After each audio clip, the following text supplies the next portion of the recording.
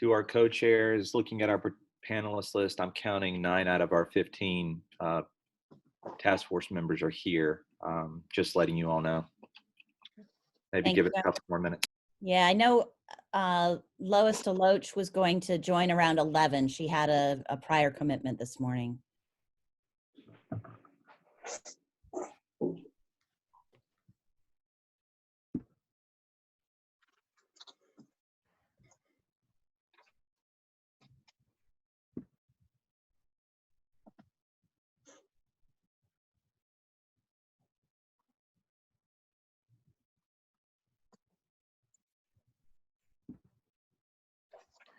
I think, Ryan, I think looking at, I think we have 11 people here now. Lois is coming. And we need, let's see, Pilar. Philip. Yep. Philip.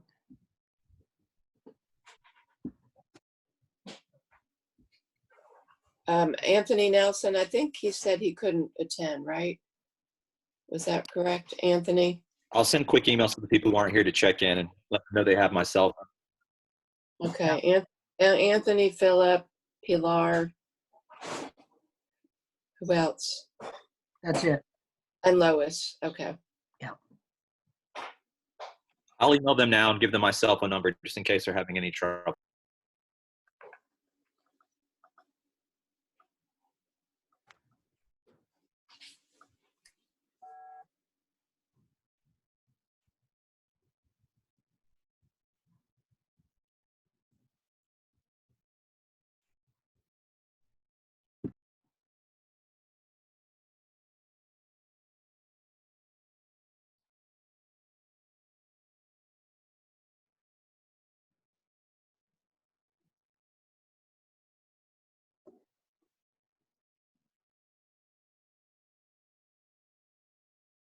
I'm also texting them.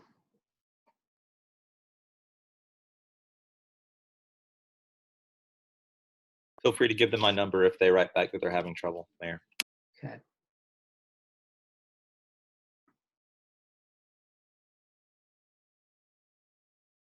I also just got a call from Philip Harewood's office, so I'm giving them a call back. He may be having trouble as well. Thanks, Amber.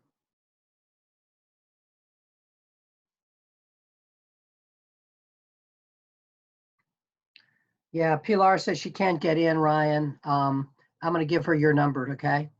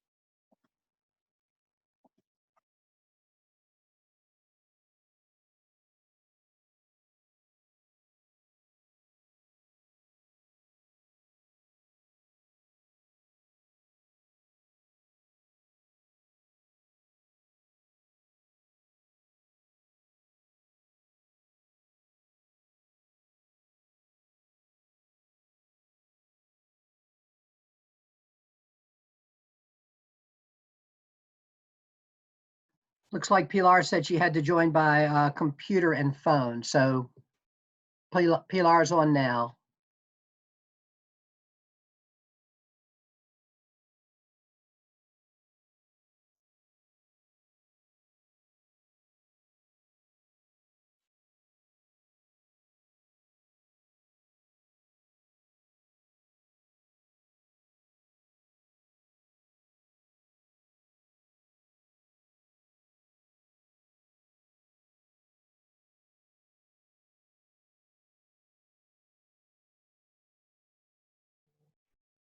Have we been able to reach Mr. Harewood? I just emailed him, so. Okay.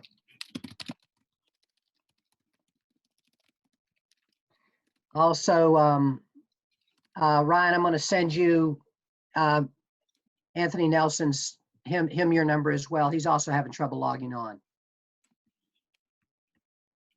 Okay, thank you.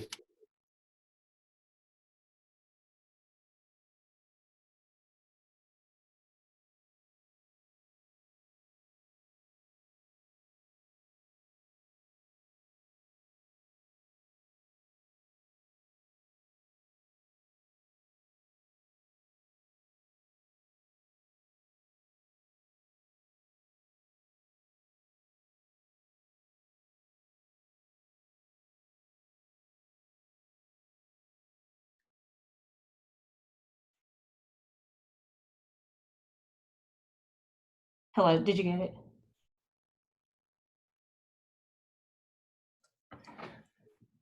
I think Mr. Harewood is good now. Great.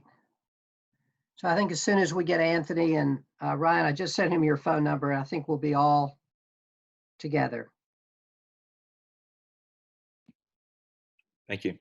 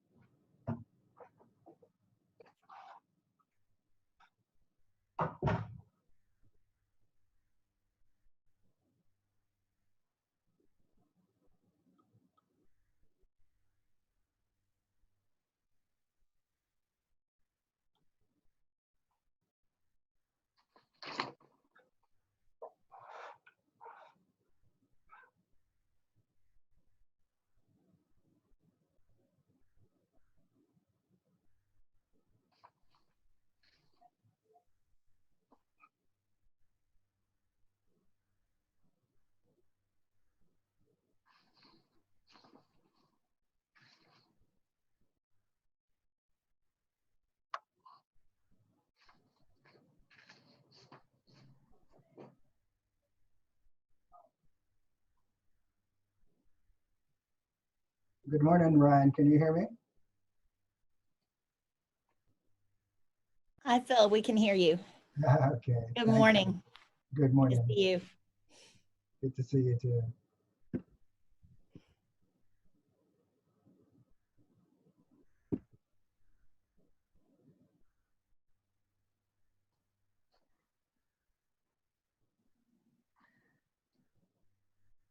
Have you been able to reach Dr. Nelson, Dean Nelson, Ryan? He's on. I emailed. There he is. Oh, go ahead, Brian. I'm on, Mayor Shul. Thank you. Great, wonderful. Okay, I think we're here, you guys.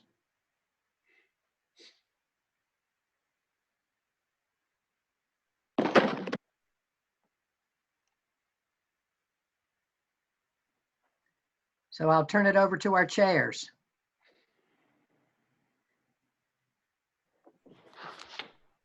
Well, good morning, everyone. I'm Katie Galbraith. I have the privilege of serving as president of Duke Regional Hospital, and am very honored to be able to serve as co-chair with Maticia Sims for this Durham's Task Force on Recovery and Renewal. I think this morning we've got a packed agenda and a short period of time together in our first meeting. So we'll go pretty quickly through introductions if we can. I will turn it over to my co-chair, Maticia, to introduce herself. And then if each of our task force members can very quickly introduce themselves and their organization. Good morning, everyone. I am Maticia Sims. I'm the corporate controller at Blue Cross Blue Shield of North Carolina. I'm honored to serve in this role as co-chair of this great task force. I already know that we're going to do great things as a collective group. Very excited to be with you this morning.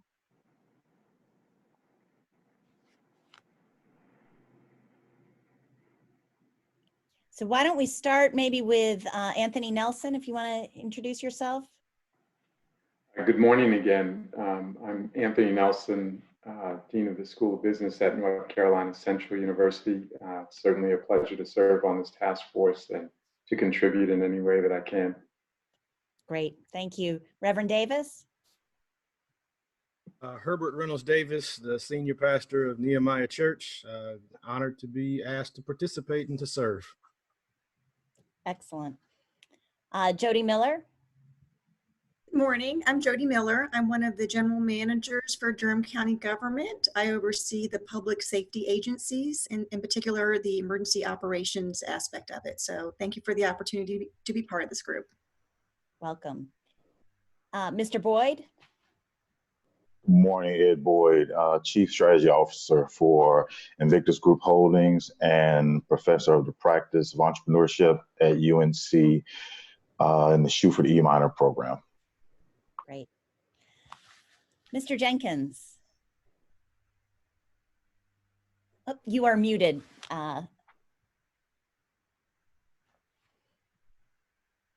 You would think I'd know how to do that by now. Rod Jenkins, Director of Public Health for Durham County. Thank you so much for the opportunity to serve. Great, thank you. Dr. Akinboyo? Good morning, I'm Dr. Ibukun Akinboyo. I'm one of the hospital epidemiologists at Duke University and truly honored to be able to serve our Durham community in any way. Great, thank you. George Hable? Sorry about that. Good morning, George Hable with the Durham Bulls and Capital Broadcasting Company.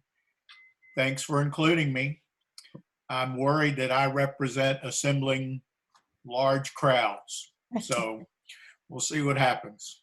Well, we're glad to have your perspective. I think that will be really important, so thank you. Susan Amey. Good morning, I'm Susan Amey, CEO for Discover Durham. We are all about being Durham's marketing and sales organization, so we're very anxious to help get this going. Excellent.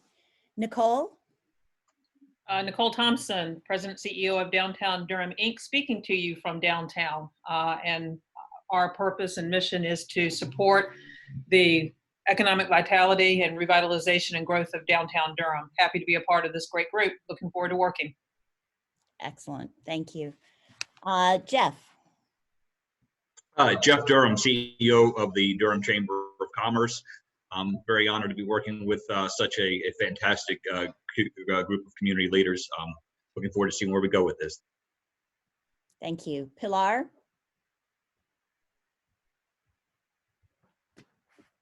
Hear me? I'm Pilar Rocha Goldberg with El Centro Hispano, and thank you for including me in this important task. I'm very honored to serve our community. Excellent, thank you. And I know that, oh, and Phil Harewood, I don't know that we heard from you. Good morning, I'm Philip Harewood, CEO of Lincoln Community Health Center. We are a safety net provider of primary and preventive healthcare services here in Durham, and we've had the privilege of serving this community for just about 50 years. Excellent, thank you. And I believe Lois DeLoatch, who is Executive Vice President of Self-Help, will be joining us after 11.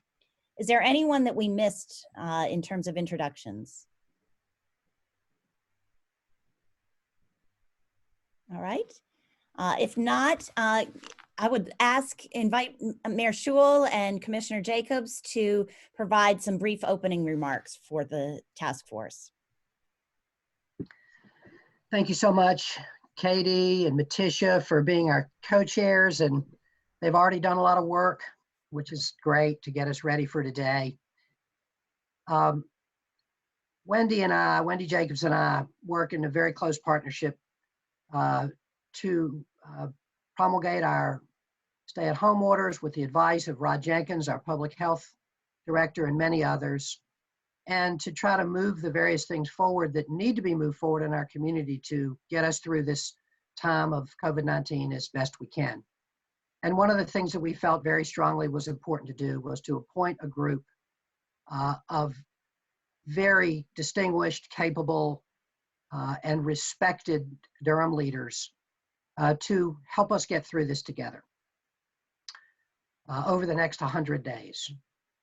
And we therefore got the idea of this Recovery and Renewal Task Force, and we put together a long list of names, and you all were the ones who clearly emerged as just amazing leaders in our community who can help us through this. We really need our community to get through this in a way that is safe, and that we can be able to successfully reopen as much as we can gradually and safely.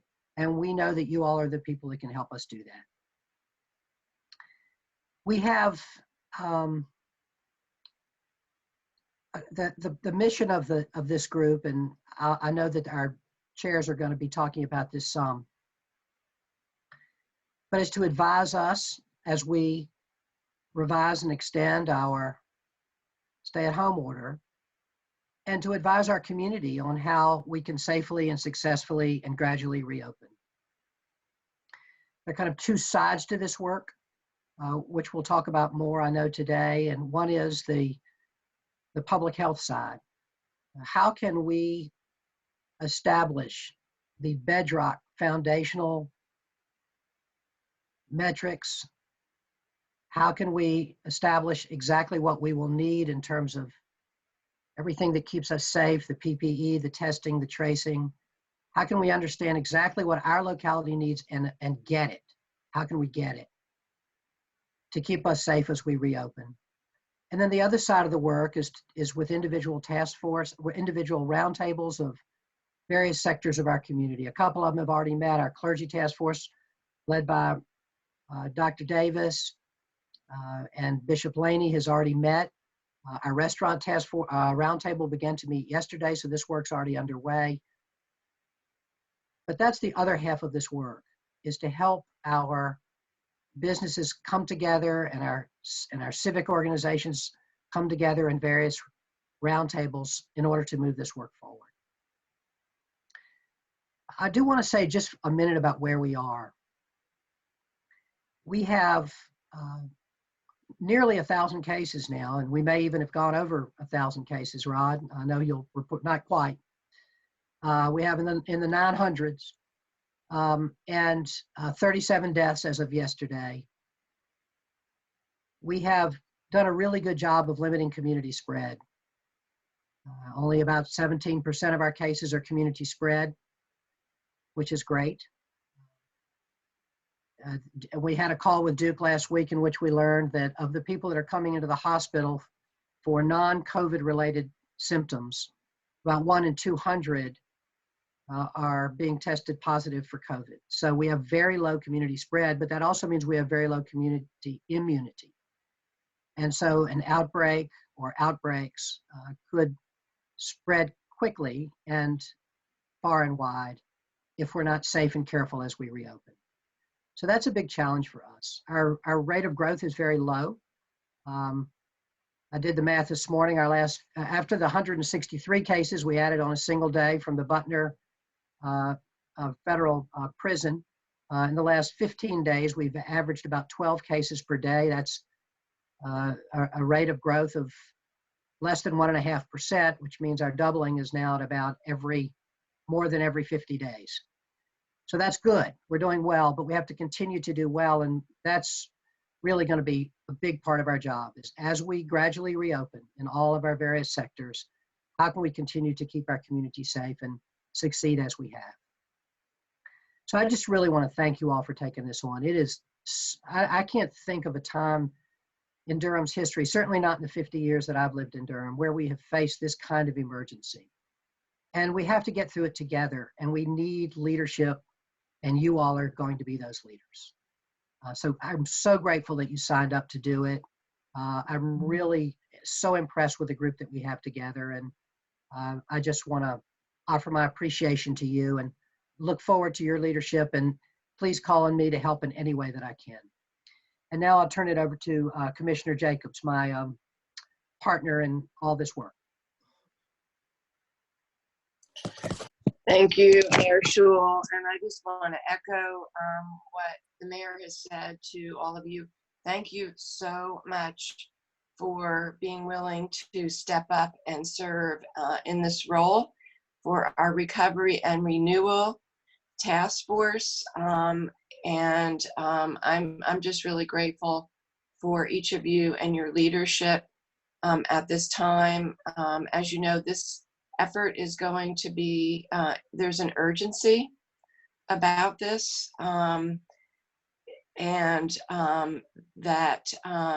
this is just something that is going to be very action oriented. And so, you know, all of you really, each in your own way, embody that.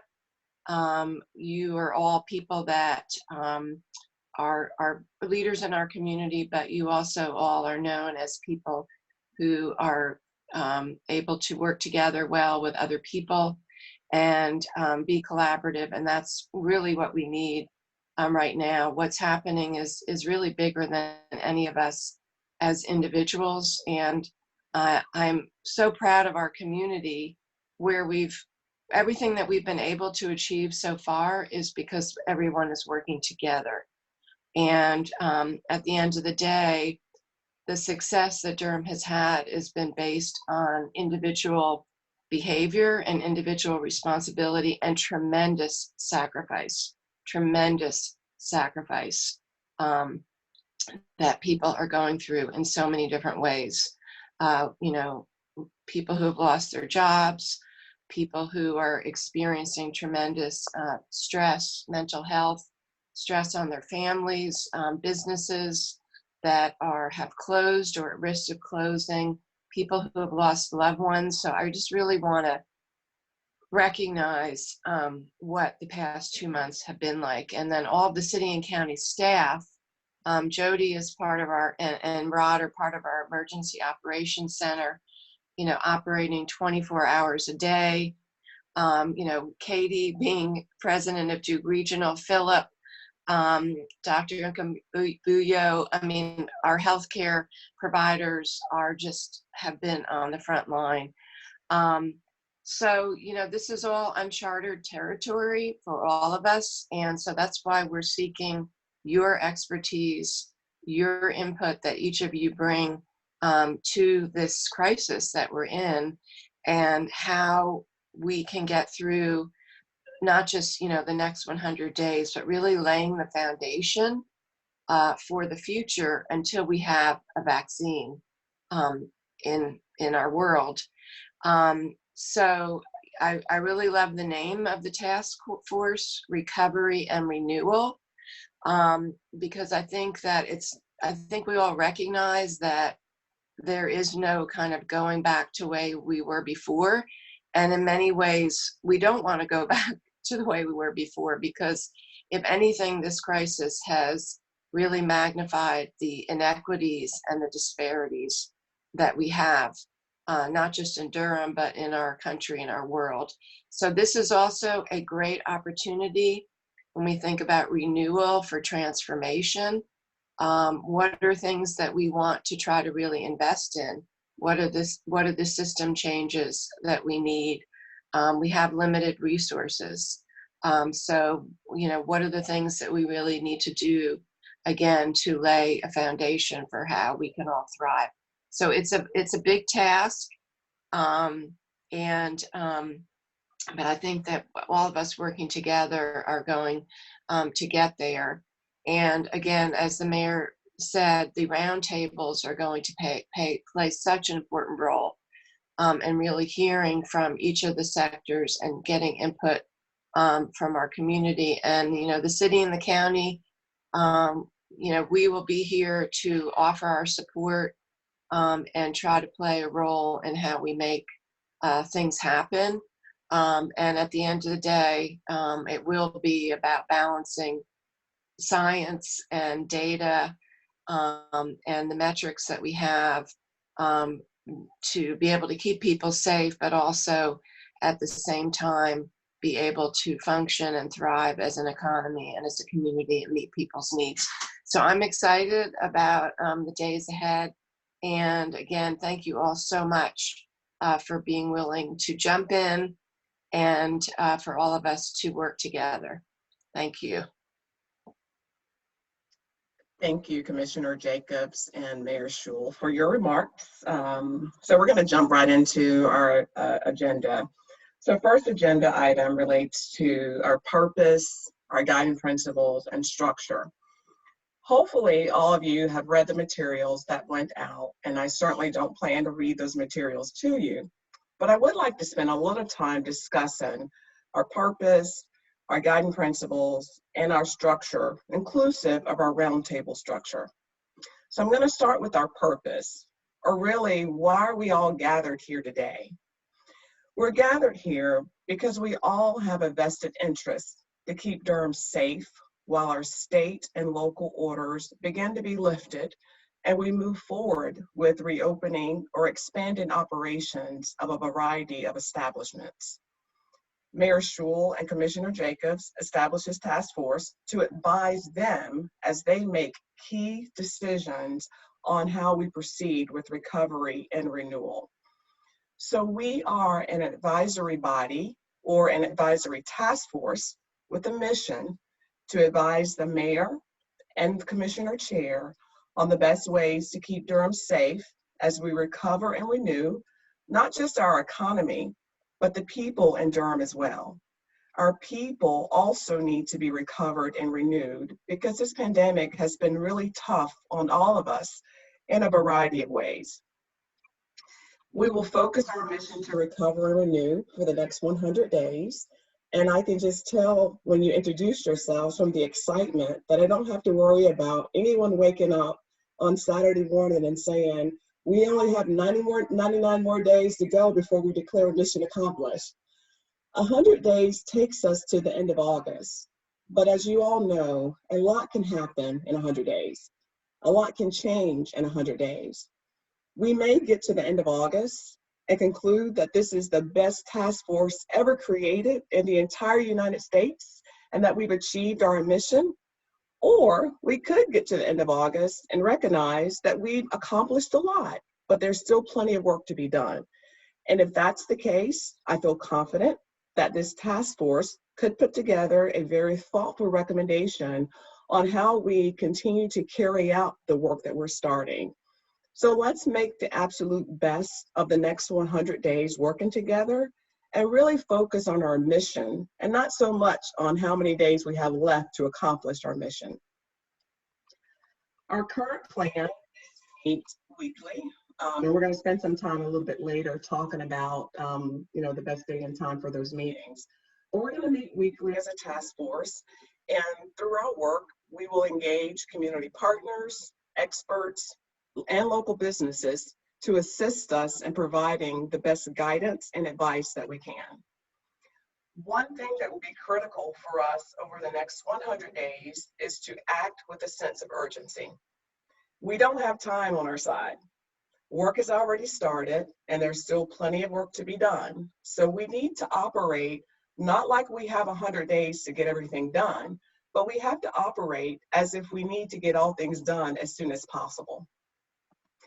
We have established a few guiding principles that will shape the advice that we offer up to Mayor Schul and Commissioner Jacobs. I already know that we have a lot of smart people working on this task force. And even with our collective smartness, we need others outside of this task force to help drive our mission. So one of our guiding principles is we will leverage our scientific community and public health experts to inform our advice. We'll also work diligently to understand the needs of the people of Durham and businesses that have been directly impacted and determine how do we best respond to those needs. Another guiding principle for us is we will apply a racial equity lens and culturally responsive frameworks to address the widening disparities created by COVID-19. I think statistics have already shown us that this pandemic has disproportionately impacted communities of color, and we must position ourselves to respond to that. We will work cooperatively and closely with our state public health officials, our local health systems, our local business and community leadership, Durham's Emergency Operations Center, and our local governments to ensure that we stay aligned as best we can. And most importantly, and I've already touched on this point, we will act with a sense of urgency. We will be action-oriented, and by the time we get to the end of our meeting, you'll see the various action items that we're going to make assignments on. And we must be willing to take bold steps, which may not always be popular, to place Durham on that path to recovery and renewal. In terms of our structure, I think as you guys already know, we have 15 members in total.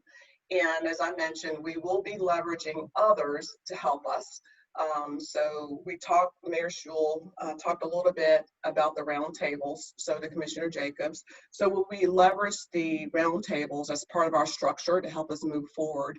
And we will set up various partnerships with those in the community to help drive our mission forward.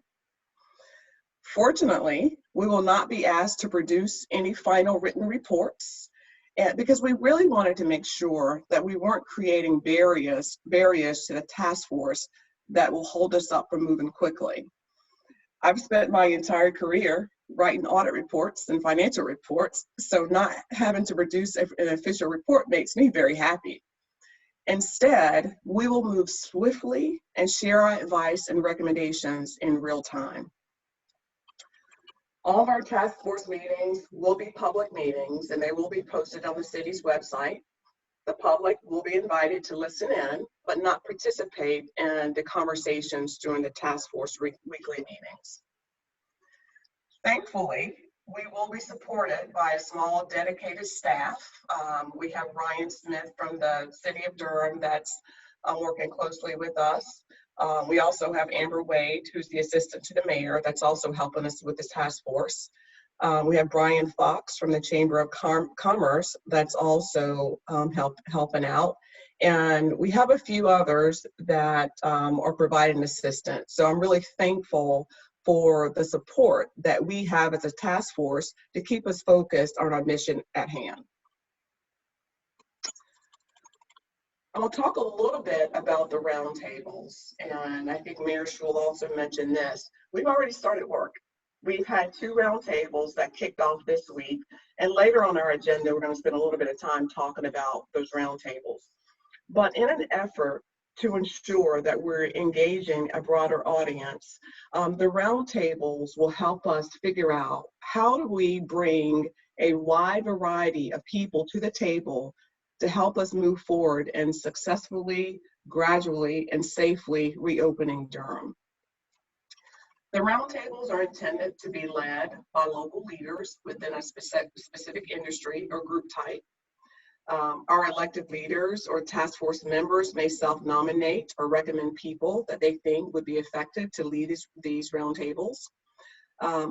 Roundtables that are led by outside leaders doesn't mean that those outside leaders will now become a part of the task force, but we will provide those outside leaders with an opportunity to maybe join a task force meeting to provide some insight and to report out on information that they've gathered and recommendations coming from that particular sector. The roundtable leaders will determine the frequency of the roundtable meetings. Some groups or some sectors may only need to meet once, where we may have some roundtables that choose to meet on a more frequent basis. We expect that the time commitment for the roundtables would probably be about 2 to 3 hours a week, but again, that just depends on the meeting frequency. Each of the roundtables will be arranged virtually using a platform like Zoom, very similar to our meeting today. We will work to provide some questions to help facilitate those conversations. And when I say we as a task force, will work to come up with some questions, because we want to make sure that as we go forward with these roundtables, we are getting out of the roundtables exactly what we need to help us to move forward and to help us to achieve our mission. And we will have staff support the roundtables. We have Brian Fox from the Chamber that will lead the business-related roundtables, and Ryan Smith from the City of Durham that will lead on community-related roundtables. In your meeting materials that you received, there is a list of proposed roundtables and initial ideas for leads, and then we'll cover that a little bit later in our agenda, but we certainly want your input and thoughts as we think about the roundtables, and as we also think about how soon we need to have some of these roundtables, because things are starting to open up. So that's just a brief summary on our purpose, our guiding principles, our structure, and our roundtables. Many thanks to all of you who've come forward eagerly and willingly to help us drive our mission of advising the mayor and commissioner chair on the best ways to safely recover and renew Durham. I'm looking forward to working very closely with everyone over the next 100 or so days. And I'm now going to turn it over to our Mayor Schul, that's going to walk us through our next agenda item related to an overview of the state's reopening phases. Thank you very much, Maticia. What a fantastic summary. I feel like we could all go home now. That was an amazing summary of where we're heading. Thank you so much. I want to thank you and Katie for working so closely with our support staff to get us all off the ground today. I really appreciate both of you all. Thank you. I've been asked to give a brief overview of the governor's orders and phases and how that, and our own local orders and how they differ and how they're the same. So let me, because I know there's a lot of interest in our community in these orders and sometimes confusion about how they're the same and how they're different. I think that most of you all are aware that the governor's executive order that we're currently in what he is calling phase 1, which continues his stay-at-home order. He's urging everyone to stay at home unless they have something very important to go out for. It eliminates what was a previous distinction between essential and non-essential businesses. His first orders differentiated between these types of business. Now he's eliminated that distinction. All businesses are deemed essential, essentially. And people are urged to continue to socially distance, to stay safe, to their face coverings are encouraged, and folks are encouraged not to go out except for things that are essential or important to them. The order does preempt our local order in one way. The one thing that the governor has said is will happen statewide and that no locality can override is the occupancy levels for retail stores. That retail stores can have up to 50% occupancy level, and that we don't have the ability to change that or to restrict that any further than what the governor does. On the other hand, in all other areas, the governor has been very explicit, and the order is very explicit, that localities are encouraged to take their own conditions into account. We have a very diverse state in terms of demographics. We have very rural state in many ways, but we also have large and mid-sized cities that have quite different needs, especially because of density and because of the travel between the various cities that takes place every morning, and here in the Triangle and elsewhere. So the governor has encouraged us to have our own local order, as has Dr. Cohen, Mandy Cohen. And so we now combine the city and the county orders into one single unified order to try to reduce our local confusion around these orders. So there is a state order. It preempts ours in one way, but any other time in which our order is stricter, our order is the one that counts. So this morning, Chair Jacobs signed a new stay-at-home order which I have also signed a city order, which incorporates that county order. It will go into effect at 5 o'clock tonight. And let me just tell you a few of the things that it will do. First of all, it eliminates, as the governor's order does, the distinctions between essential and non-essential businesses. And a lot of our previous orders have been long descriptions of that, which are no longer in our order. So our order now is much shorter and simpler than in the past. We have incorporated the governor's order, especially a couple of things that he has done that are very important. I'll talk about those first, and then I'll talk about the ways in which our order is more restrictive than the governor's order.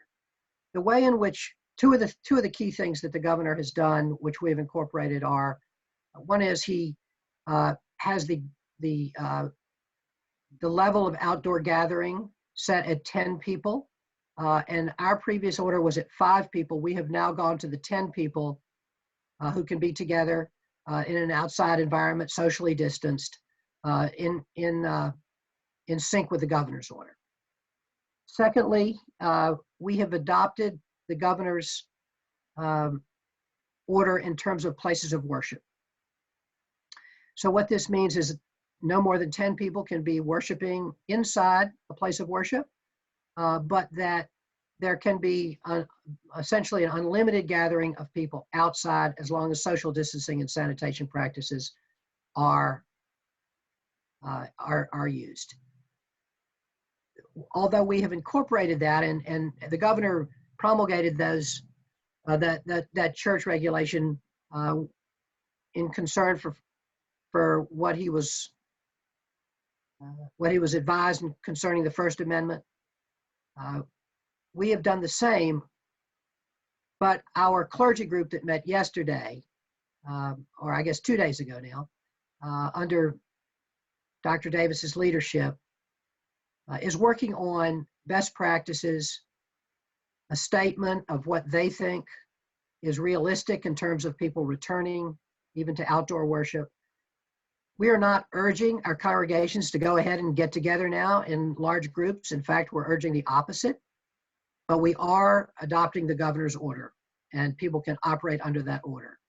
We do hope, very much so, that this clergy group, when this clergy group, this roundtable comes out with their recommendations, that these recommendations will be followed by all of our local places of worship. And we have a wonderful start on that. And I want to thank you, Reverend Davis. Much appreciated for getting us going so quickly. And we had a really good, diverse group of clergy, and we're expanding that next week. So thank you. How is our order different than the governor's order? First of all, let me talk about the amount of time that our order covers. We have previously extended our orders every couple of weeks, but what we have done this time is our new order, which we signed this morning, is in effect until it is rescinded. We have no final time date on that order now. We want to stop going back every week or two in order to extend the order. This order will be in effect until it is rescinded. So we are urging our residents to stay at home unless they have essential business for which they need to go out. We are continuing our requirement that people wear face coverings, and we're extending it to employees as well as members of the public, employees in stores as well as members of the public. We're requiring face coverings. We have had fantastic compliance, I think, by our residents. Not perfect compliance, but excellent compliance. And I think it's really making a big difference in helping us contain the spread of the virus. It's also a non-economically damaging way in which people can help. And I think that's one of the things that we're really looking for. The governor had a limit of 50 people at funerals. Our limit will be 25 people. We did not feel at this time that a 50-person gathering in Durham was wise. We do continue some real estate restrictions that the governor does not have in his order, although we have continued to loosen those real estate restrictions every week. And we're now allowing the showing of, under certain safe conditions outlined in the order, of occupied homes. And we have been in close communication with Rod Jenkins, our Director of Public Health, about that. And Rod, thank you for your advice on that. We also continue some childcare regulations that are not in the governor's order, and we're really going to be counting on our child care roundtable to advise us about the best practices for childcare as we go back. And then we maintain our our detailed description of social distancing and sanitation requirements. That's also not in the governor's order. These are things that are the most basic and important practices that we felt were very essential to continue to require. So those are the differences between our order and the governor's order. I will say that there are not a lot of them, but we think that the differences that there are important differences. We very much appreciate our community's cooperation and compliance and commitment to these practices. So thank you very much. And if I don't know if you want me to take questions at this point. For me, there are either Katie or Maticia. Do you want me to take questions, or I'm not sure how you want to? I think if there are any major questions right now, we certainly can take a question or two, and then we'll move into our other priority updates. Are there any critical questions at this point for Mayor Schewel? All right. Thank you so much for really explaining that and walking us through the differences there. I think that's very helpful. So let's look at our other priority updates, and much of this information was in your briefing packet ahead of today's meeting, so I'm not going to go through point by point. Certainly, Mayor Schewel gave a good, very high-level overview of our key Durham metrics in his opening remarks this morning. Are there any questions for Mr. Jenkins around any of those key Durham metrics that anyone has? Okay. All right. The other information in your packet were some key takeaways from a briefing that was done last week between Duke experts as well as our city and county leaders. So any questions for Dr. Akinboyo around any of that information that was in your packet? And that was around testing and tracing. No questions? Okay. Any updates that anyone has on any issues that have arisen during the first week of Governor Cooper's Phase 1 orders? And again, Mayor Schewel did a very nice job of outlining the difference between those orders for the governor and for the state versus the order here for Durham, both city and county. But are there any concerns, any questions, any issues that anyone on the task force has identified that we should delve into a little bit more deeply?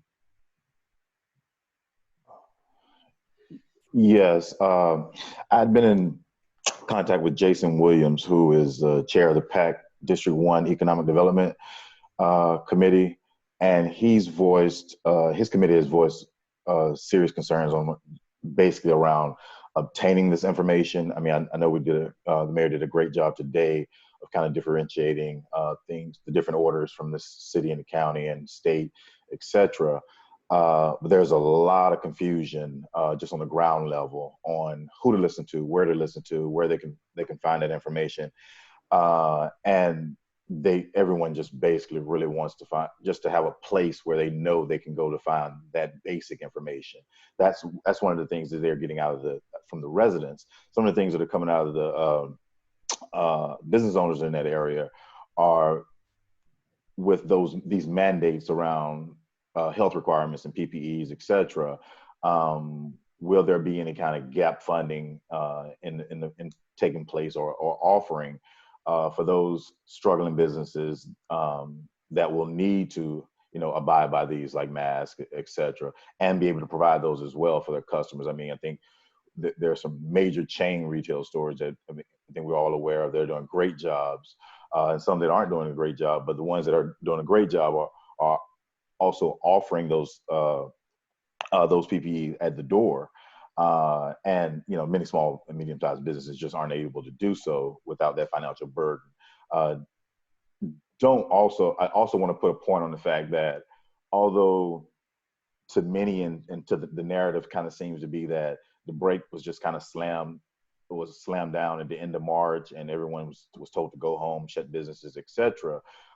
Many small and medium-sized businesses never saw an uptick, their usual uptick, toward the end of January, and had already began feeling financial ramifications. So by the time you're looking at early March, they're 6 weeks into demolishing any reserves that they may have had, which many of them don't have. So the slam on brakes, so to speak, at the end of March was almost like an additional, a finalization of a death sentence. And so as they look to reopen, many of them are having issues around just the term of reopening, because they feel like when they open, it's not going to feel like a reopening. It's going to feel like almost like a grand opening, and just wants to be. The concern is that the ground level small and medium-sized businesses, as it trickles down through task force and policies, et cetera, that real life help will be provided to help those businesses. And obviously we can deliberate around details around that. I just want to make sure we put a point on that. Okay, absolutely. Okay. So having a single sort of source of the data and the information, and making that very public and clear so that people know where to go for that information. And then also having resources for our small businesses in particular who are really hurting at this time. And I know we've all heard from many of our colleagues and friends who own those small businesses. Okay. All right. Thank you. Good points. All right. Any updates, Jody, from the Emergency Operations Center that you want to bring our attention to at this point? Just a few updates. They're going to be very broad in nature, but just wanted to let the task force know that the Durham Emergency Operations Center has been running a 7-day-a-week operation for over 60 days now, as we've been enduring the pandemic.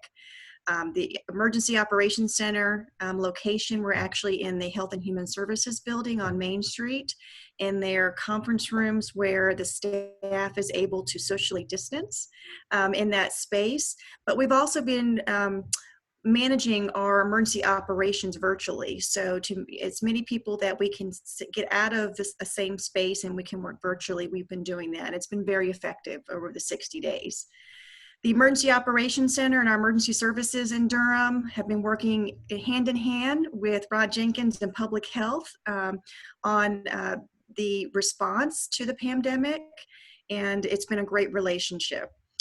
To give the task force sort of a larger context of what it means to stand up an emergency operations center, I just kind of wanted to explain a little bit what the structure looks like.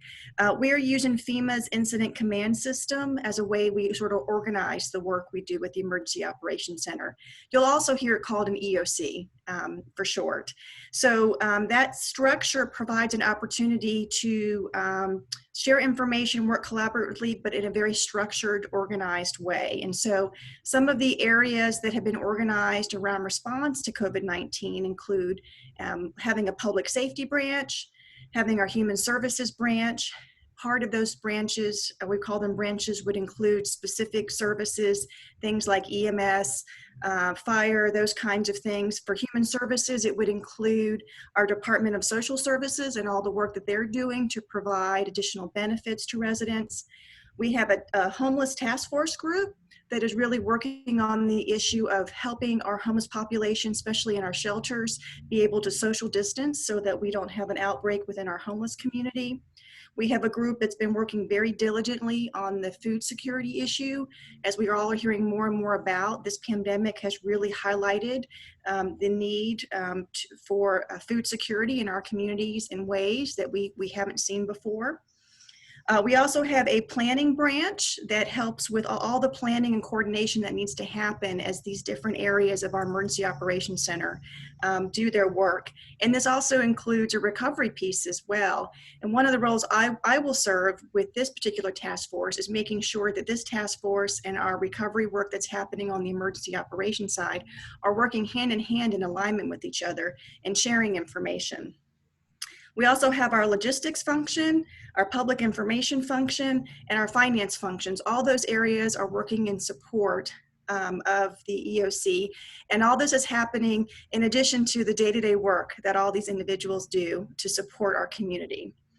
One final thing I did want to bring up is a great source of information. We just heard a need for information and having one place to go for information in regards to the data that's available, but also resources for the community. One of the things in partnership with emergency services in Durham and with the public health department, Durham County has a data hub, which is updated daily with all the data you would need to know and understand regarding the pandemic and response.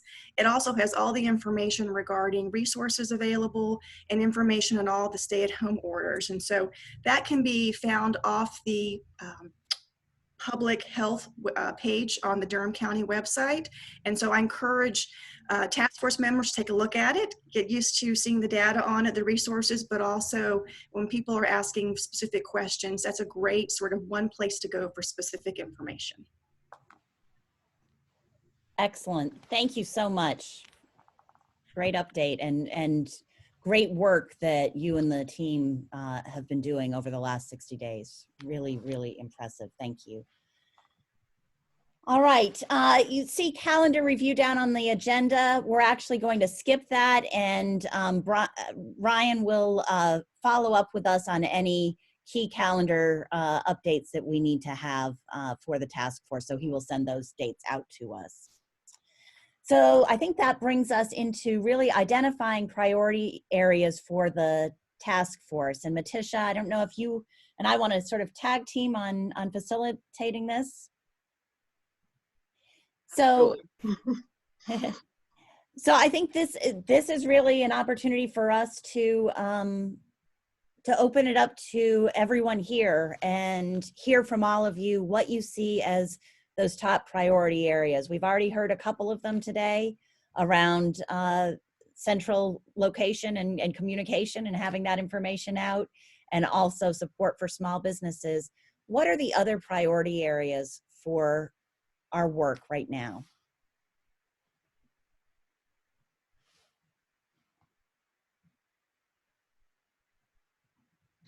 Well, Katie, since nobody's jumping in, maybe I'll throw mine out. I think that what I hope the task force, one of the things I hope the task force can tackle really early is making sure we have in place the essential things that we've got to reopen. We've got to have to reopen safely and to stay open. And our national experts are in agreement that there are three things that are essential: enough testing, enough tracing, and enough PPE capacity. And I would include also in that, Ed mentioned already, we need face coverings in massive quantities for our community, in addition to what we think of normally as PPE requirements. And I think we really need to be able to quickly identify and isolate individuals who contract COVID-19. And I think the testing and the tracing are going to be essential there. So what I hope the task force will take on really early is to provide us all, myself and Commissioner Jacobs and our community, with an assessment in those three areas. What locally is our known capacity, and what will we need now and over the summer as we gradually reopen? These are key metrics that are going to inform our decisions on how to revise the local orders. And if there's a shortage of any of these areas, we have to figure out how to make it a priority to work on a solution.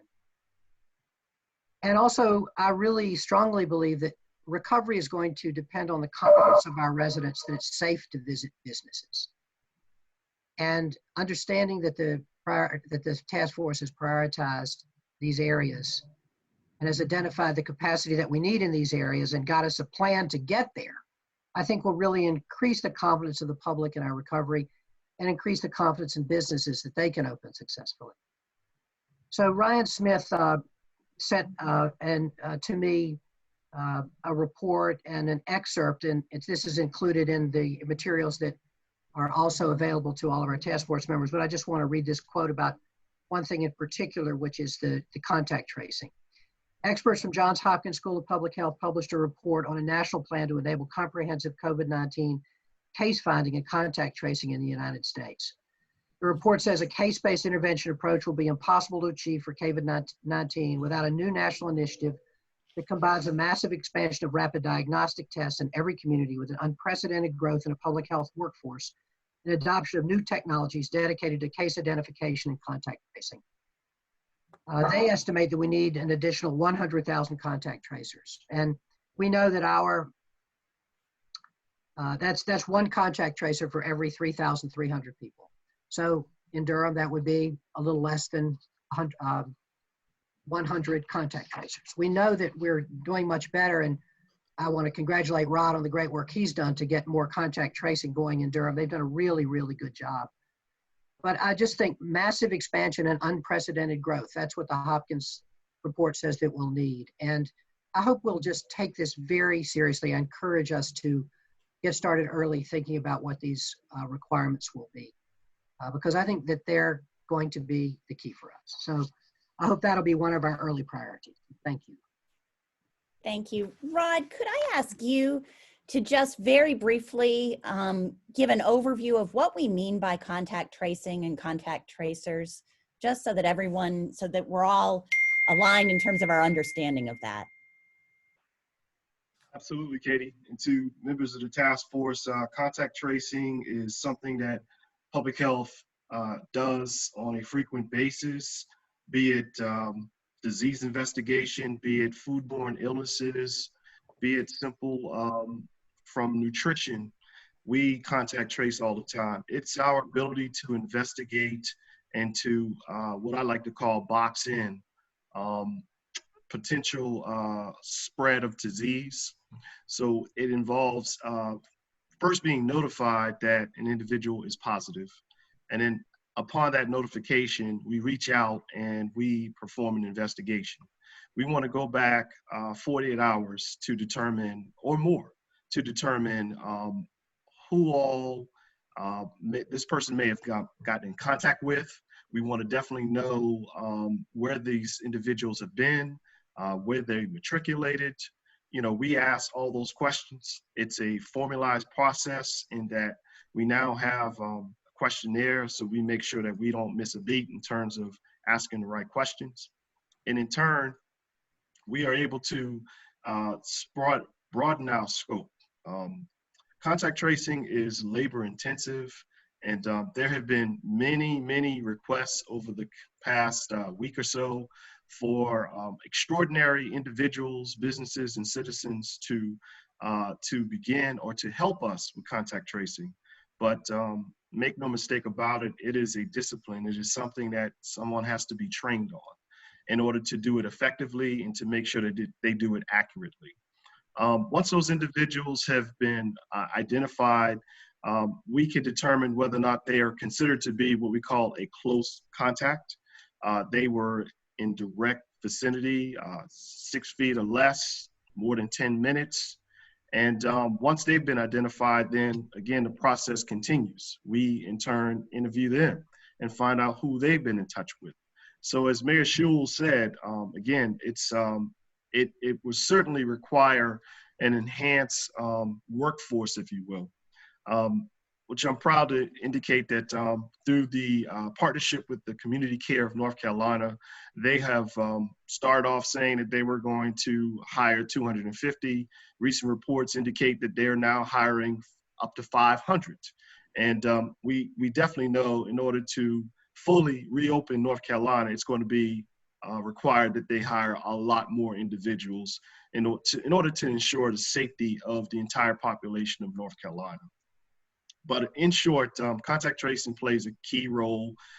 We are starting off with 25, 5 of which will be fluent in English and Spanish, because again, we want to make sure that we are able to embrace and to accurately touch our Hispanic population, our Latinx population. And we don't want to leave any stone unturned. We're also looking at ways to reach out to those individuals who speak Arabic, who speak Chinese, and all kind of different languages, because again, Durham is truly a melting pot. We do have a lot of individuals from different races. So I hope that answers your question, Katie. Again, that's just a sliver of what we do as far as contact tracing. That's really helpful. I have a question related to that. We're talking about national numbers and state numbers. So how, with contact tracing and with testing, and there were numbers in the supporting documents as to our current capacity, but how do we decide what's adequate? Is that compared to certain projections where we might be in terms of the virus at the, say, the end of July? If it's at this number, we need X amount of testing, we need X amount of contact tracing capacity? And is that something that you're asking, Mr. Mayor, you're asking this group to figure out or propose? I am. I think that Rod didn't say this, but he's done a great job getting extra resources in already. He's got 13 physician's assistant students from Duke University who've been helping him. They've done a fantastic job. What I don't know, and I don't know that we all know, Rod knows more than the rest of us, and some of the other, I'm sure that Dr. Akinboyo also has ideas about this, and probably Mr. Harewood as well. But I want to understand what our local need is. And I don't know that we fully understand that yet. We may understand it in its current situation, but what are, projecting into the future, what will that look like? And so I'm asking the task force to take that on to try to figure that out, George, because I don't understand that either. And I don't think that we understand it yet. And so I'm hoping that the task force can take that on as a way to assist our community, our public health folks, and all of us figure out what the need is. And can I just jump in here? That's a great question, George. And I'm glad also that we have Dr. Akinboyo here, because we heard, for instance, listening to some of the Duke epidemiologists and medical experts, that even something like testing is not an end-all to be-all. And I think there needs to be a lot of discussion about what is the role of testing, because when it comes to the greater community, and we actually heard this yesterday listening to the restaurant roundtable, I think there's a perception that we need to be able to have universal testing, every single day. And so what I learned personally from listening to some of the Duke health experts is that, testing, it's only, it needs to be used in the right context, and that it's only indicative of where that person is on that day at that moment. And just understanding about the different types of tests that exist. So I think these would be important things for you all to look at, that as we reopen, what is going to be the role for testing? What is the best way to utilize it to keep our community safe? So yes, it's a complex issue, but I think luckily we have access to incredible resources that will be able to inform all of you. Great. Thank you. Dr. Akinboyo, would you share a little bit around testing and some of the points around testing that were made maybe last week? Yes, and thank you for the summary so far. I think they mentioned some of the key aspects of what we're talking about.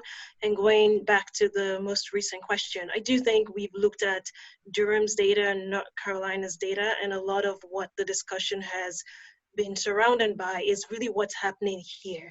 We're certainly aware of the national trends, but our community may be impacted differently, and our recommendations do have to be locally focused. And I think we're doing a pretty good job of that so far, but as we move forward, I'm sure that would continue to remain on the forefront.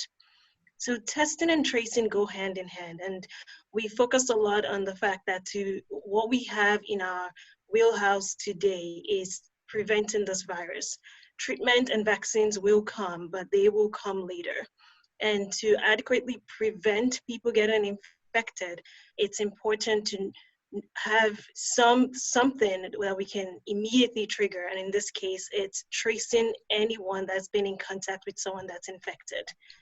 So when we know of people that have been exposed, in that context, we think testing will help us know who is infected based on their symptoms or based on their exposure. What we've always been concerned about is if we focus solely on rapidly testing people that may not have been exposed and may not have any symptoms, it doesn't adequately inform us about transmission, because all we're doing is performing a test on someone today who may be exposed tomorrow or who may have been exposed this morning and has not actually developed any symptoms at all. And so ideally, you would want to have continuous testing of everybody all through the day and all through the week. And as we all know, there is just no capacity anywhere in the world to actually do that. And so from a public health and medical perspective, the focus has really been on making sure we're all asking screening questions, or making sure that the preventive measures in whichever environment we're talking about exists, and then using our public health resources to trace infected exposure. So people that have been confirmed to be infected, tracing anyone they are in close contact with very quickly, and then testing people that have high risk exposure or have symptoms, and making sure those people have quick and easy access to tests. I can go through the specifics of the different types of tests, but we laid it all out in that document, and just in the interest of time, I will refer people back to the document where we talked about viral testing or antibody testing, because those are also substantially different. And to dovetail off of what Dr. Akinboyo so eloquently said, it's the public health practices that have gotten us this far. Testing and contact tracing and everything are good, but just simple social distancing, face coverings, hand washing, good hygiene, those are the things that have garnered us success thus far. And there are all kinds of beautiful words in our lexicon now, like antigen testing and antibody testing, and they all play a key role and they're very important. But my grandma always said, just keep it simple, Rob. The simple thing is always just wash those hands, stay away from people, and make sure you cover your face. Great. What other priorities do task force members see? Pilar, I think you wanted to say something? Yeah, sorry. I think the communication is a very important piece of this, how we communicate with our community, culturally appropriate. Because I think that's what we've been hearing. People, as we talk about having in one place all the information, I think is key, but also how we are communicating in unison. I think that's important, that we are, and I guess this task force could take that on, communicating to the community. And as you mentioned before, not only in Spanish, but in other languages that people need to have the information. So I think communication is key. I'd like to jump in and leverage off the communication piece. What we've heard from people is that it can be very confusing to listen to the different orders for the state and the locality and understand what's allowed and what's not. And we know that there are people who are going to lean toward disregarding the orders, and people who are going to be more fearful than they need to be for longer. From the standpoint of our small business community, though, we know that many of them are on the doorstep of insolvency. Part of our communications is going to be making sure people know how they can support our small businesses within the context of whatever orders are current.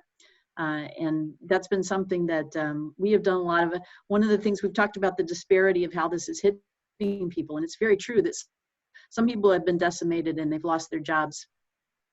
For others of us, we've been sitting at home and not spending money in restaurants or shopping or traveling, and our bank accounts might be healthier than they would have been had this not happened. So communicating to people how they can spend money safely and support our small businesses and get value out of that, I think needs to be a very important part of what we do. Great. Thank you. Other thoughts? Yes. Sorry, Doug. Davis. Yeah, I thank everyone for what has been said, and I don't want to take too much time, so I do want to echo the need for clarity. Someone contacted me today, and they used the word ambivalence, and so that when you have differing instructions, it can be a little ambivalent. So I want to echo that. But then another piece that was forwarded to me today that I want to make sure, and I know I think the emergency task force spoke of it, but it was two things regarding homelessness. And so I just want to lift these two for consideration, and I will read them directly as they were texted to me. Going into this pandemic, we were told the city would provide temporary housing for homeless folks during the pandemic. If you go on Umstead, there are still a significant homeless population in the streets. What efforts will be made to ensure all homeless citizens have opportunity to shelter? And then the second thing is, what happens when homeless residents become sick from COVID-19 and need isolation and care? To date, we have not seen a quote unquote sick hotel or facility established. So those are two things that were lifted to me just prior to our gathering that I want to make sure that we are considering those. Thank you. Thank you. Yeah, very important. And I know there has been a task force or a group that's been working specifically on homelessness, and maybe we could have them share some of that information and some of the work that's been done. Thank you. This is Phil. Can you hear me, Katie? Yes. Hi, Phil. Okay. I think that communication is going to be a very, very important tool to use as we move forward, especially as we deal with special populations. And I'm happy to hear about the efforts around the homeless population. We at Lincoln serve these populations on an ongoing basis. So all of the challenges around providing services for our patients with diabetes and hypertension and all of the chronic diseases, these are still very, very important issues to us. In fact, prior to COVID, our entire focus was on trying to cope with handling these issues. So now on top of that, you have COVID, and we've had to shut down a lot of access to care for our homeless population. We also have the population of patients with HIV and AIDS. You have the general challenge around minority groups, Black and brown people. So for example, as we started our process of testing, consistently 20% of the patients we test are positive. Right. So we're going to have a lot of conversations around how we deal with underserved populations, and because those are the ones that are going to distort our numbers overall. I think as a community, we do an excellent job of providing high quality patient care services to our entire community. We're fortunate to have a world-class academic medical center and leaders like you, Katie, involved in running that institution. But the greatest challenge always lies with the underserved populations, the exceptions to the rule. So whether it's communication, direct patient care, whether it's testing, tracing, all of those issues are magnified as you begin to deal with the populations that we focus on. Great. Thank you. Good morning. This is Lois DeLoatch. Thank you all for what you're doing here today, and my apologies for joining late. I was on another board call. I just wanted to echo again around communication, and I know that it's probably in the plans, but we can't underestimate the need to make sure that we also have just community roundtables so that community members have opportunities to voice their concerns and what will make them feel more comfortable and prepared as we begin to reopen. There have been questions around, well, I'm happy to wear a mask, but where am I going to get a continuous supply of masks? Particularly if I don't feel like I can afford that. So just wanted to reemphasize as well, communication at every level and listening to voices at every level. As we know, what makes Durham so strong is we have a very activist community, and I know that's part of our charge here is to help represent and convene and bring together lots of different voices, but to the degree that we can be able to listen to voices and have ways to aggregate information and share information in lots of different ways. Great, thank you. If I could just add, when we talk about communication, I think we need to be very careful that we don't go to the go-to of email, websites, things of that nature. And since we are now practicing social distancing, I don't know that we can get out and have people blanket communities with flyers and things of that nature. So there's a challenge now on how do we make sure that we are listening to and hearing from, because you can't have a gathering, a community meeting at a community facility. So there is a challenge. And I know we're all thinking about other ways, but that is a challenge that, you know, many times we go to, we'll push it out on websites, but then we'll go into the community. I'm not sure how we would do that to make sure that all communities are getting the information and then have a clear way of funneling that information back up to this group or to some other community lead who can funnel it back up. We don't have the churches. So that is a huge handicap in trying to make sure people understand and know what needs to be done and how those things need to be done. A second point I will raise is, as we talk about opening up, and this is more on the business side,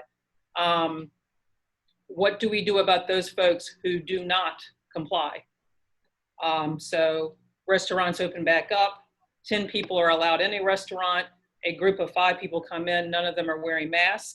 You know, do the businesses, are they able to say, you must leave because you're not complying? There's the whole, how do you deal with the people who are exercising their right to come out and visit restaurants and eat with people, so that I feel safe or someone else feels safe. I may walk into a restaurant and go, ooh, I'm not coming in there because half the people aren't wearing masks. So that is an issue that we would need to deal with, where you have people who will comply, and then we just have to recognize Durham has done great, but there are people that might not want to. Yep, absolutely, really good point. Other priorities for this task force? Phil again. I think the other issue directly related to everything that we've been discussing is the whole issue of technology.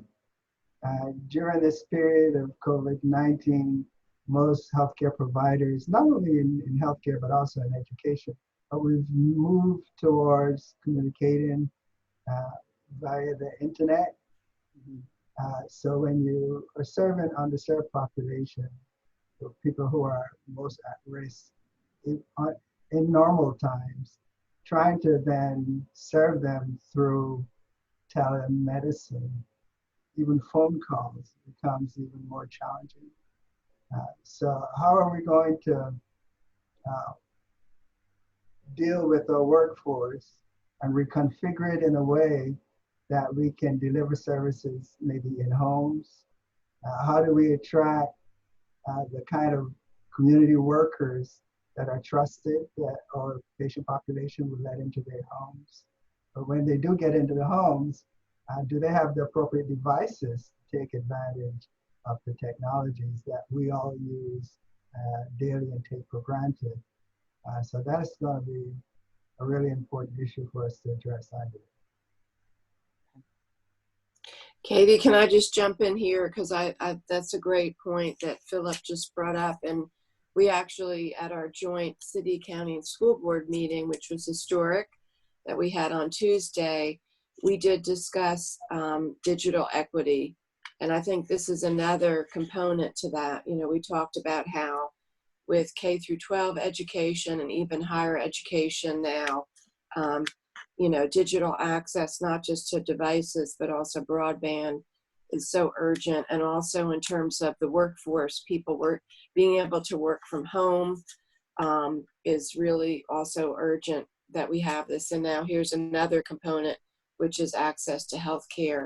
So I'm so glad you raised that, Philip. And I think this is a critical issue in an area when I think one of the things that I would like to see from you all are recommendations related to the roles that government can play, the city and the county, related to how we support the community. And so I think this is one area where we need a comprehensive approach. The other issue I wanted to touch on is related to equitable access to PPEs. This has come up in many of your comments. Again, is this a role, for instance, for the county and the city? You know, we're getting CARES Act funding. It's not a huge amount, around 4.8 million, but how do we best use that money over the next few months? And, you know, does it make sense? I would love for you all to look at, does it make sense to have a communal resource for, you know, masks, hand sanitizer, gloves, even the plexiglass that some businesses are going to have to install, and again, that smaller businesses won't have access to have some mechanism for that equitable access and distribution. And then related to the issue of compliance and enforcement, this is huge. This is huge. Again, you all have touched on it. On the one hand, there needs to be education, communication at every level so that people know what do we need to all do. And then there is the idea that businesses want to keep their workers safe. They want to keep their customers safe. How do we make, you don't have a thriving business unless people feel safe and want to come to your business and be a customer. And so I know there's been talk about things like certification levels or gold standards, or, you know, the Durham promise or whatever it is for restaurants, bars, small businesses. And, you know, so is there kind of a self-enforcement, and then is there a role for our public health department? And, you know, we have inspections, we have health inspections, we do restaurant inspections. So do we have a certain scorecard? Do we have a certain department in public health that actually goes out and does inspections of child care centers and businesses and day camps and restaurants?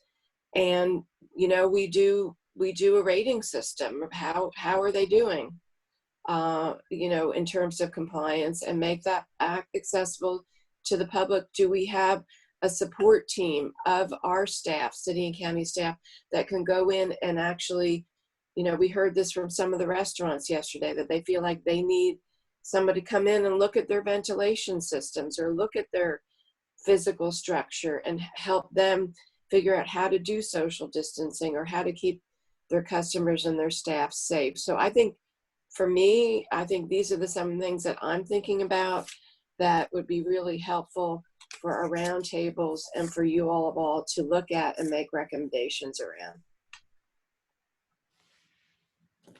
Thank you for that, Commissioner Jacobs. Just do a quick time check because we're at 11:30. Great conversation, and we could continue to go on probably for quite a while.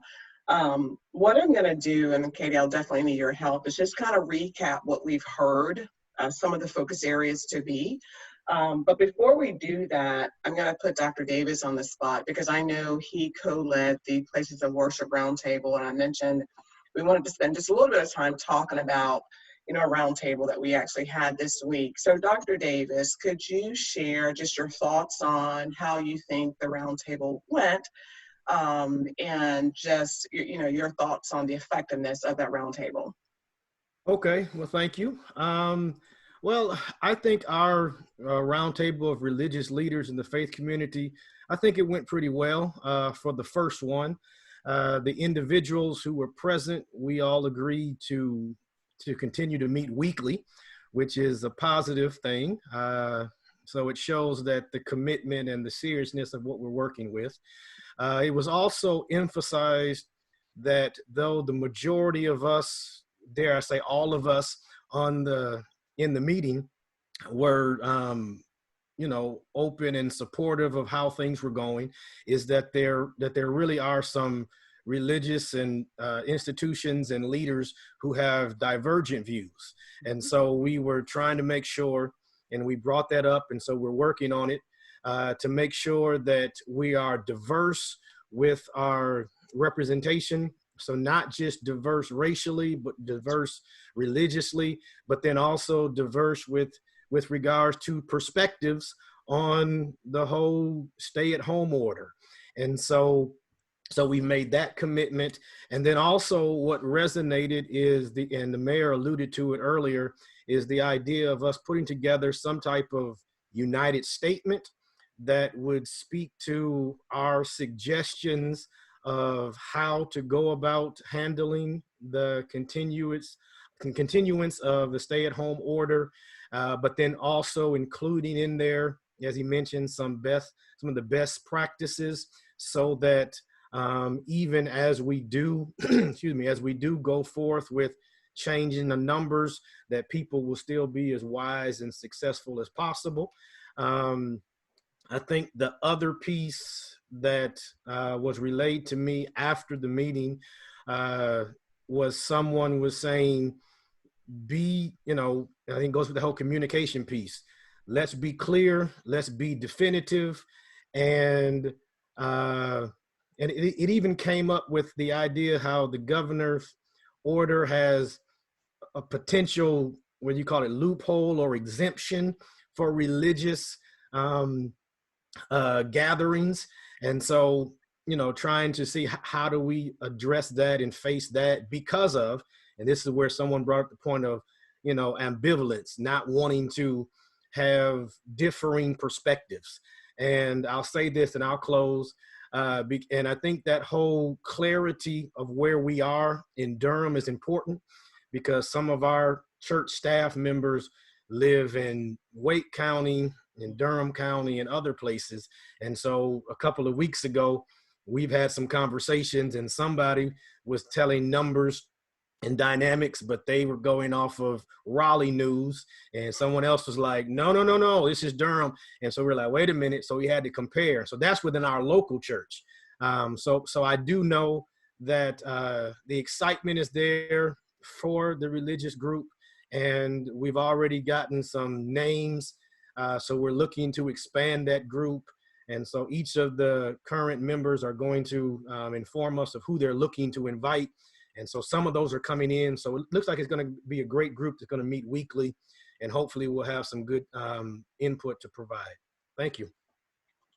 Thank you for that, Dr. Davis. And I will say, I listened in on the roundtable, and I was quite impressed when the group had the self-awareness that our thinking is very similar. We need to invite some other folks in that may have a contrarian view.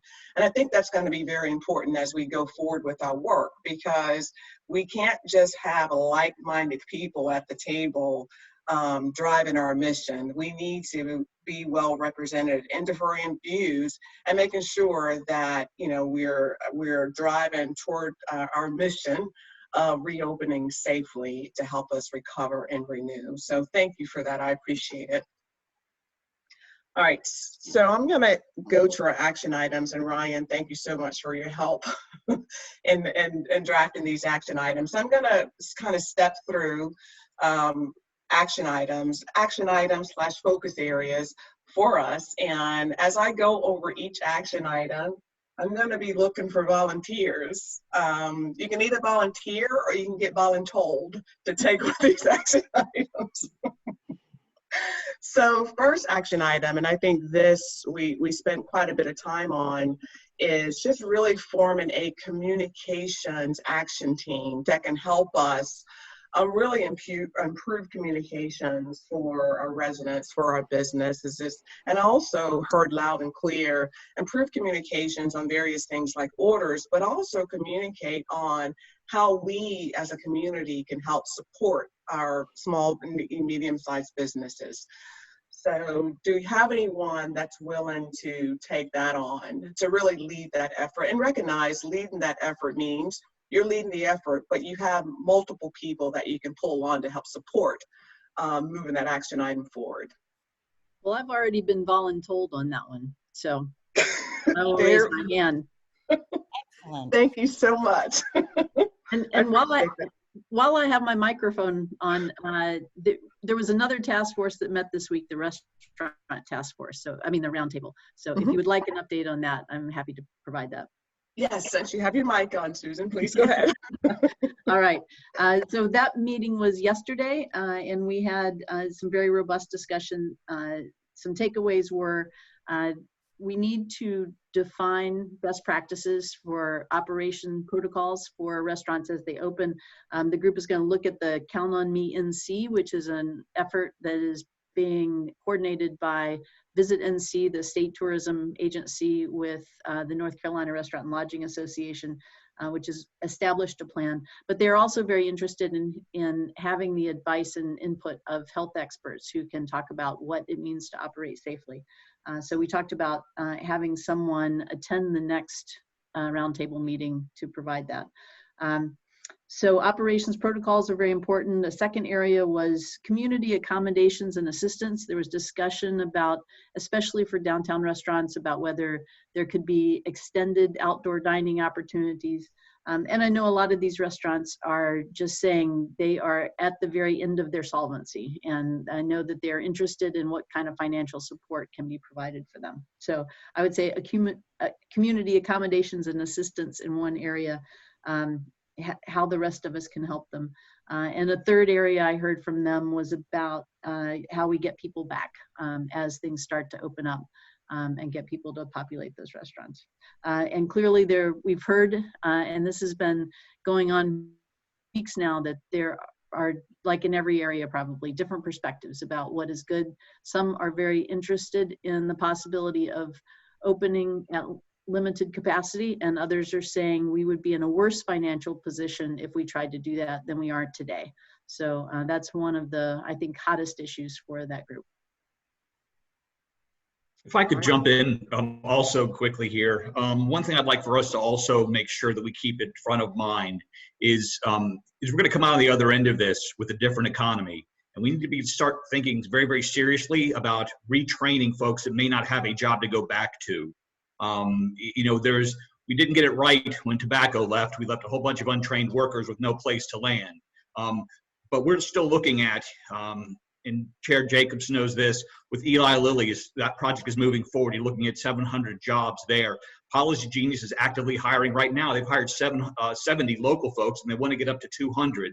We need to make sure that we do this in an equitable way, that we can retrain our workforce to take advantage of the jobs that exist on the other end, because as unfortunate as it sounds, many of our hospitality workers aren't going to have a new place to land, and we need to make sure that we adequately communicate where these opportunities lie and how to plug in our community with the necessary training to take advantage of those opportunities, because we are still fielding active RFIs, people looking to grow and build in the Durham and Triangle community. I want to make sure that our citizens are prepared to take advantage of that new growth that we'll still see here on the other end. That's a good point. And Jeff, I'll just add, just point to people, and we can send out the link, but Durham has been named one of the top cities in the country for its ability to be able to recover and renew from this. So in terms of projections, the projection is that Durham is very well poised to be able to go through a real renewal from this. I'd like to make a comment about the priorities.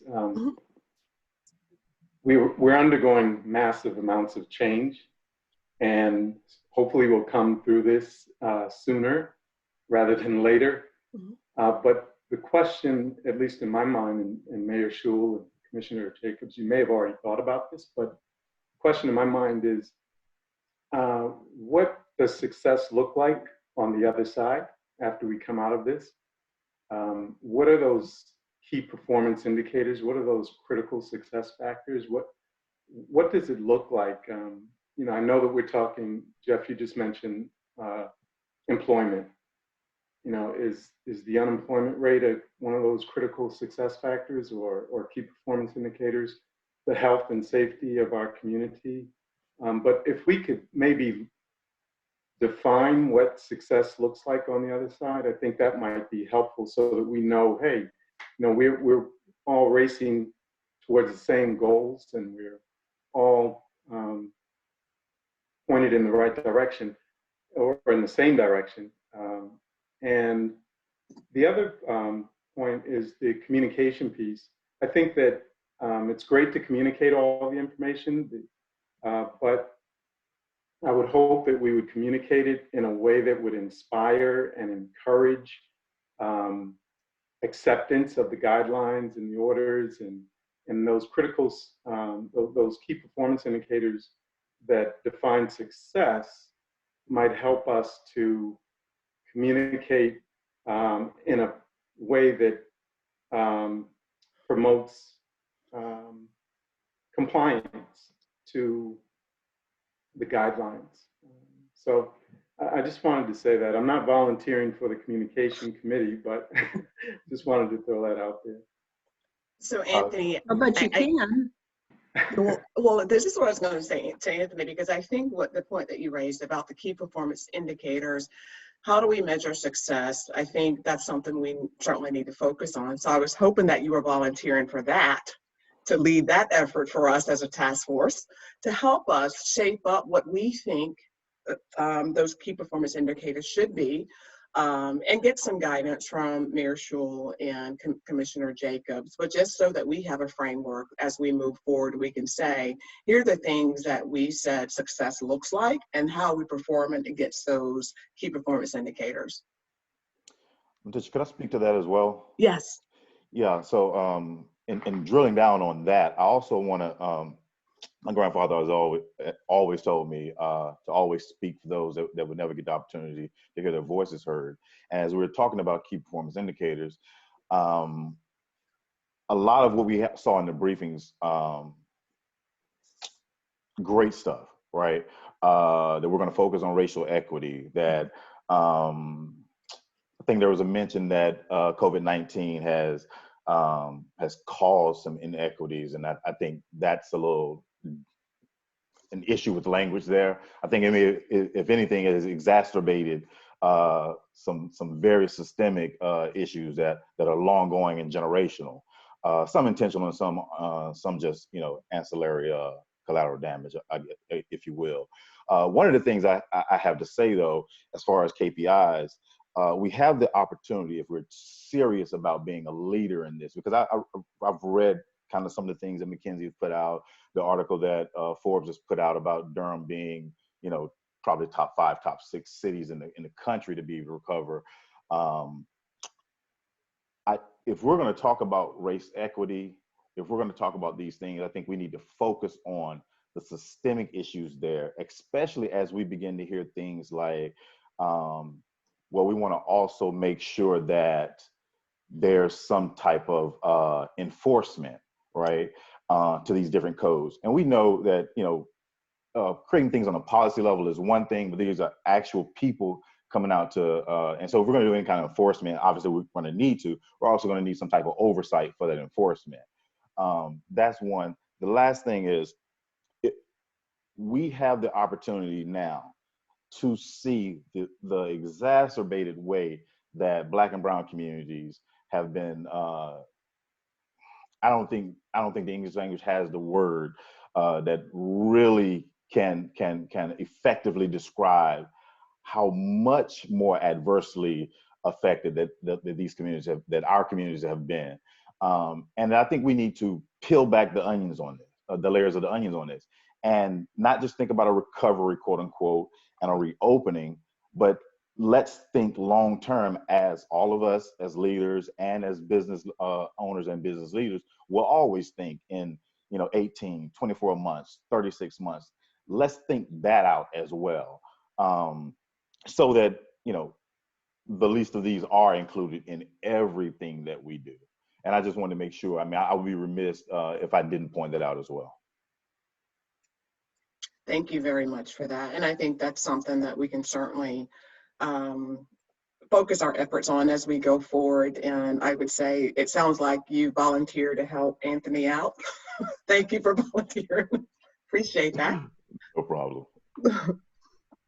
And this is Mariel Beasley. I'm actually with the Center for Advanced Hindsight, which is a behavioral science research lab within Duke University. And we are partnering with you all and with the city and the county to kind of help lend the behavioral science lens and expertise to this work. And so back to Anthony Nelson's point about making sure that the communication is really, thoughtful, deliberate, and inspiring people to want to sort of follow guidelines and whatnot. I am actively volunteering to support Susan on that communications work. Thank you so much for that. All right, so next action item, we're down to about 15 minutes. So we need someone to volunteer to focus on PPE resources for businesses as well as our residents. Any takers or taker? I'll be willing to work with that. Okay, thank you for that. Appreciate it. So we also talked about adding a community member roundtable, and so we'll work to add that to our existing list of roundtables that we're building out. We also talked about, look here, one second, plans for addressing non-compliance, so inspection, self-certification, et cetera. So anyone that wants to kind of spearhead our efforts on that?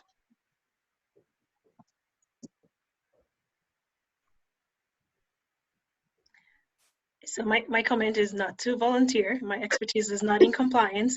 However, I do think that I can volunteer to weigh in on what the meaning of non-compliance is. I think I don't want us to do a disservice where everything is put into the context of you are rapidly spreading a virus by not doing one action. It's a bundle of actions. My role here is certainly to push for all of our public health efforts, but if it's helpful, it would be important to sort of understand what the risk of infection might be in different contexts. And I think context is extremely important here. Okay. So thanks for making it clear that you weren't volunteering, but you would help. Maticia, can I add something about that? Absolutely. So one of the things, when I think about compliance, I think a lot more about us getting voluntary compliance than I do about us getting enforcement. Mm-hmm. And one of the reasons, and I'm so glad that Mariel Beasley is here from the Center for Advanced Hindsight, what they do is Mariel, I'm going to say this, and if I get it not quite right, you'll help me. But one of the things that they can help us do is to figure out the best ways for people to voluntarily comply. That's their expertise. And so what I would say is, if we could get a couple of volunteers, not so much to think about enforcement, but rather to think about compliance, I think that would be really useful. And I know that Mariel would be willing to work, and that's why she signed up to help staff this group, is to try to figure out how we can get people to comply with the behaviors that we need. Rod said earlier that the most important thing is not the testing and the tracing. It's not the orders either. It's the voluntary compliance with the things that Rod discussed. Those very simple public health measures. So I can think of some people that I'm looking at on the screen who I think help lead it, and happily to suggest to them that they might. But I just think we need one or two people to really work on thinking through this this voluntary compliance issue. If we have to get to enforcement, that's one thing. But the other thing I want to say about the compliance is, and Wendy had mentioned this earlier, is that I've been reading a really good book I recommend to you all called Epidemics in Society by Frank Snowden. It's a new book out from Yale Press. If you read it, you'll read about yellow fever, you'll read about bubonic plague, you'll read about smallpox, you'll read about all our historic epidemics. But one of the things that I've been particularly reading lately in the book about tuberculosis and the way in which basically a group of, they would call them nurses, but really they were partially nurses and partially community health workers, were kind of sanitarians and worked with people in their businesses, just like Susan discussed earlier that our restaurants might need. Wendy mentioned this earlier as well, that could work with people in their businesses, in their homes, and other ways to help people comply. And so I think that that's another thing that we ought to be thinking about. And so I think we just need a roundtable of people that Marielle could help with to figure this out. And so I could volunteer a couple of people in this group if they don't want to volunteer. Okay, so I will. I'll ask maybe Phil Harewood and Lois DeLoatch if they would want to work with Marielle, two superb people with very different but complementary skill sets, and was wondering if you all would be willing. I would be I'd be more than willing to work, but before we leave the topic though, the whole idea of the continuum from compliance through enforcement though, not that we need to get into that now, but I understand our role is to help promote compliance in lots of different ways, and there are certainly great models out there. But in terms of on the other side of it though, in terms of enforcement, perhaps that's a conversation for later around how all that would happen. I'll be happy to serve. I'm willing to help out as well. My mic was on mute. I was raising my hand. Great. All right. So Marielle, can you help convene them? Yep, certainly. All right. So I'm just going to do a quick time check. We've just got about 6 minutes left. Okay, I'll touch on one more and then we can wrap it up, Katie. I'll let you take it to wrap. So another big area, I think that a big focus area for us is testing and tracing. And I would like to put those together instead of having two separate action items on there. And as you guys have seen, Mayor Schul will come off of mute and volunteer you to volunteer to do something. So is there anyone that's willing to take those as an action item? And this is really around looking at our capacity assessment. So how much we need, correct? That is correct. That's correct. Rod, this sounds like something that we should definitely be involved in. Clearly, absolutely. Okay. And I'm happy to help. All righty. Thanks, Doc. Thanks so much. So I think we got volunteers to take those items. And there's a couple other action items that we'll follow up on, but in the essence of time, I think I'm going to move us on to next steps. So I'll turn it back over to Katie. Great. Thank you very much. Well, thank you. Great discussion today. Great first meeting. I think we're off to a really good start. I want to just thank everyone for your willingness to really lean into this and to participate and be engaged because this is really important work.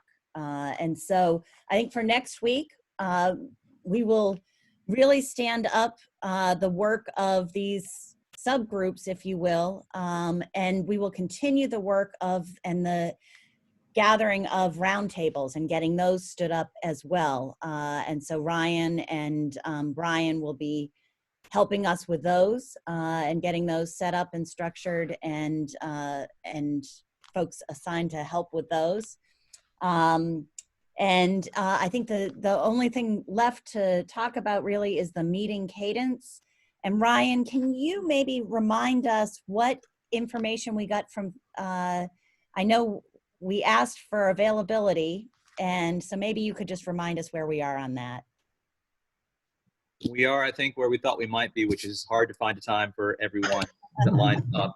The best time, based on the survey results that I think 11 out of our 15 task force members answered, was this same time. So Friday from 10 to noon, but at least one person responded that they had a regular conflict with that.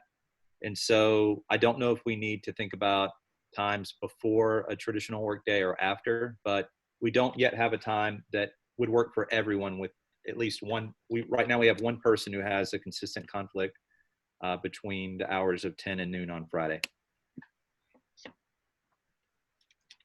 So to Ryan's point about possibly doing something earlier in the day, I think our survey that went out, I don't think that was an option, but just want to find out from the task force, you know, if on a Friday, would 8 o'clock on a Friday morning work? I know that's pretty early for some people, but just wanted to know, would that be a possible option to do maybe from 8 to 10 on Friday morning versus a 10 to noon? I'm seeing some head nods, see one thumbs up. Anybody has a problem with maybe 8 to 10 on a Friday morning? Any standing commitments that you currently have that would conflict? So I have a standing clinical conflict, but I can work around some things. Okay, all right, thank you. Anyone else? I have a standing conflict, but I will have to make this the priority. I appreciate that. Thank you. Will coffee be made available? I'm sorry? Will coffee be made available? Have it delivered. You're asking the wrong person because I don't even drink coffee. So. I'll take your cup. I'll get you some water. Thanks. All right, so we will follow up with information for our next meeting. We'll look at Friday morning sometime. We'll see whether it's the 8 to 10 slot or 10 to noon, or maybe it's 9 to 11. 9 to 11. We'll split the difference and see how we can work that. But we'll follow up. Ryan can be back in touch in the next couple of days to help us follow up and get that on the schedules for next week and moving forward over the next 100 days. So lots to follow up on. We will continue this work, but I think we're off to a really good start. So thank you all very much. Maticia, anything else you want to add? No, just thanks everyone for your engagement, for your participation, and I look forward to our weekly Friday meetings. Hope everyone enjoys the rest of your day. Have a great weekend. Thank you. Thank you. You as well. Bye. Bye, everyone. Thank you, everyone. Take care. Take care. Have a great weekend. Thank you.